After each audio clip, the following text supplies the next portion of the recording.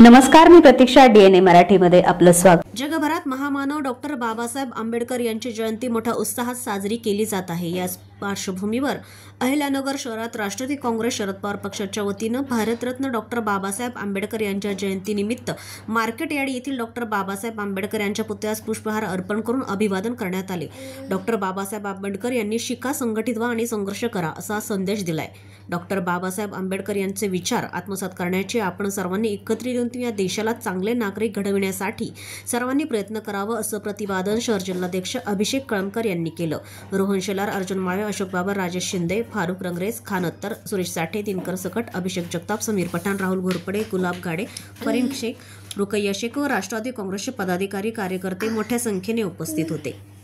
विश्वरत्न भारत घटनेचे शिल्पकार डॉक्टर बाबासाहेब आंबेडकर यांच्या जयंतीच्या सर्व अहिल्यानगर शहरवासियांना, सर्व भीमवासियांना, भीम सैनिकांना मी आमच्या राष्ट्रवादी काँग्रेस पक्ष, शरदचंद्र पवार पक्षाच्या वतीने मनापासून खूप खूप शुभेच्छा या ठिकाणी व्यक्त करतो. खरं तर देशातील वंचित, गोरगरीब, उपेक्षितांना समानतेचा महासंदेश डॉक्टर बाबासाहेब आंबेडकरांनी दिला.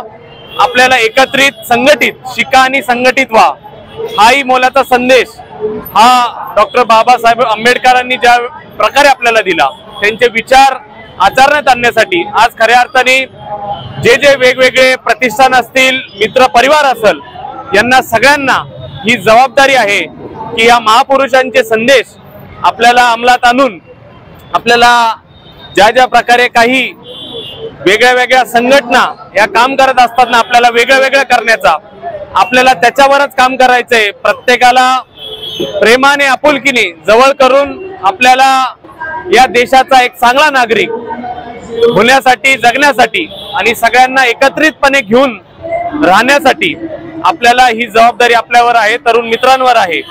अशा प्रकारे मी आजच्या आंबेडकर जयंतीच्या प्रत्येकाला मनापासून खूप खूप शुभेच्छा देतो.